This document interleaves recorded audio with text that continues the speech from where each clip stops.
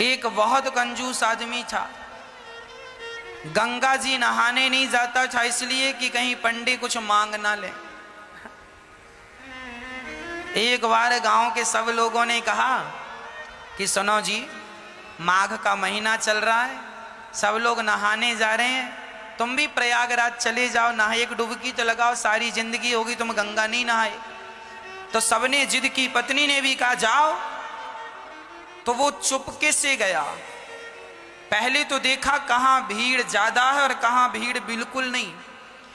तो वो गंगा के किनारे चलता चलता चलता सब जगह भीड़ थी, माघ का महीना था। अब वो चलता चलता शमशान घाट पहुंच गया, यहां भीड़ नहीं है।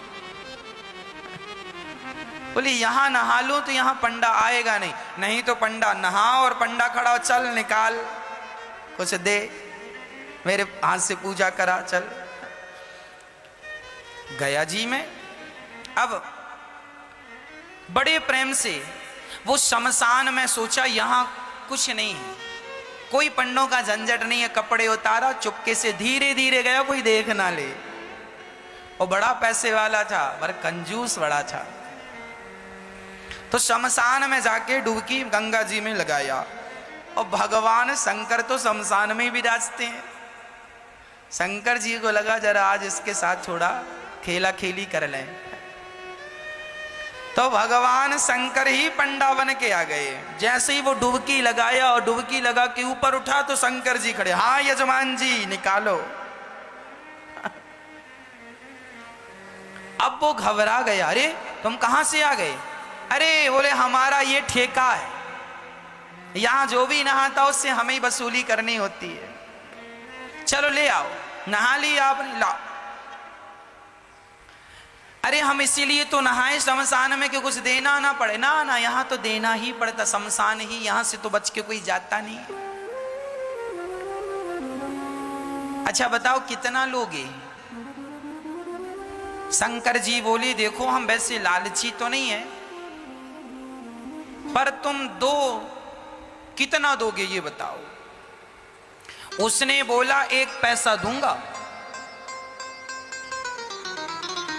हाँ हाँ, शंकर जी बोले चल मैं 1 पैसे से खुश हूं, चल ला। अभी नहीं लाया, कुछ नहीं हूं, उधार 1 पैसा दूंगा, वो भी उधार। तो शंकर जी बोले ठीक है, तो लिखवाओ फिर अपना एड्रेस वगैरह यहाँ। शंकर जी ने रजिस्टर में नोट किया, कहाँ के हो? फलानी गली, मकान नंबर फलाना। हाँ यहाँ के हो? हाँ सही है। हाँ मोबाइल नंबर? नहीं, मोबाइल रखते ही नहीं। अब वो उधारी का बहाना था बचने का, वो चला घर। और जैसे ही घर पहुंचा तो शंकर जी तुरंत दरवाजे के पास खड़े हो गए। हाँ यजमान जी 1 पैसा निकालो। दरवाजा खोला पत्नी ने, क्यों? फलाने जी हैं? हाँ हाँ हैं। तो उनसे बोलना कि 1 पैसा हमारा उधार है तो दें। पत्नी गई, क्यों जी, आपसे कोई 1 पैसा लेने आया उधार? क्या लिया आपने? अरे लिया दिया कुछ नहीं, नहाया उसका 1 पैसा है।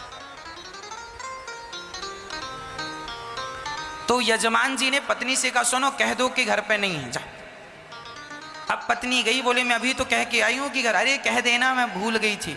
अच्छा पत्नी गई, सुनो जी महाराज हमारे पति तो घर पे है ही नहीं, कहीं गए। अच्छा कोई बात नहीं, जब तक नहीं है तब तक तुम जो बनाई हो सो दे दो, हम खाएंगे, इंतजार हमारा तो कोई है नहीं, यहीं बैठेंगे।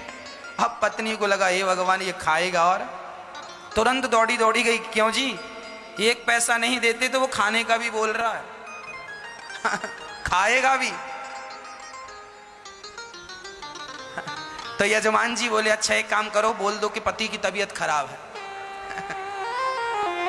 पत्नी फिर गई, सुनो जी हमारे पति की तबीयत खराब हो गई, अभी जाओ बाद में आना।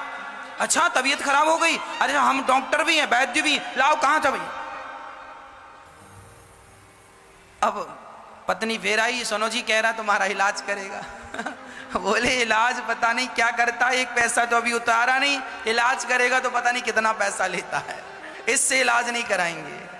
अच्छा एक काम करो, कह दो कि पति, कह दो तुम कि हम मर गए। पत्नी ने कहा ये घोर पाप है, अभी आप जिंदा हो और हमसे कह रहे हैं मर गए। हम नहीं कहेंगे कि पति मर गए। अरे एक काम कर, मैं पड़ जाता हूं सांस बंद करके। वो सचमुच लेट गया। अब जब लेट गया तो पति ने कहा सुन ऐसे ना जा, जरा रोती रोती जा। ये सुनेगा कि मर गया तो चला जाएगा, एक पैसा तो बचेगा। अब वो मरने का नाटक किया और पत्नी रोती, महाराज महाराज बीमार थे, पता नहीं क्या हुआ, प्राण निकल गए। अच्छा शंकर जी बोले मर गया? हाँ। अच्छा एक काम करो, तुम घर में अकेली हो ना? हाँ। बोले मर गया तो उठाएगा कौन? मैं गांव वालों को बुलाता हूँ। अब भगवान जी ने, शंकर जी ने सारे गांव वालों, सुनो सुनो यजमान जी मर गए, सुनो सुनो यहाँ आओ, ये फलाना मर गया, जरा आओ। अब सारा गांव इकट्ठा हो गया। सब इकट्ठा, वो पड़ा है और पत्नी की तरफ बार बार यूं यूं करे, अभी है कि गया? अरे वही तो लाया गांव वालों को, कहाँ गया? थोड़ा देर मरी पड़े रहना। अब वो पड़ा मरा और गांव वाले अर्थी तैयार कर रहे हैं। हाँ वो रो रही है और भगवान शंकर मुस्कुरा रहे हैं, कितना कंजूस है, मर गया पर एक पैसा नहीं दिया इसने। अब गांव वाले बोलो देर ना करो, उठाओ। उठा के अर्थी पे, उस पे अर्थी पे रखा।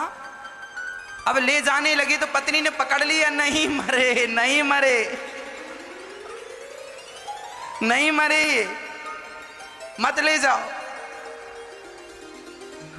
अब गांव वाले बोले राम राम, बड़े दुख में इतनी पागल हो गई, कहती है नहीं मरे।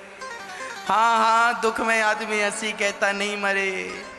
अब वो माताएं महिलाएं पकड़ पकड़ के, बहन सब में सब यही कहते नहीं मरे नहीं मरे।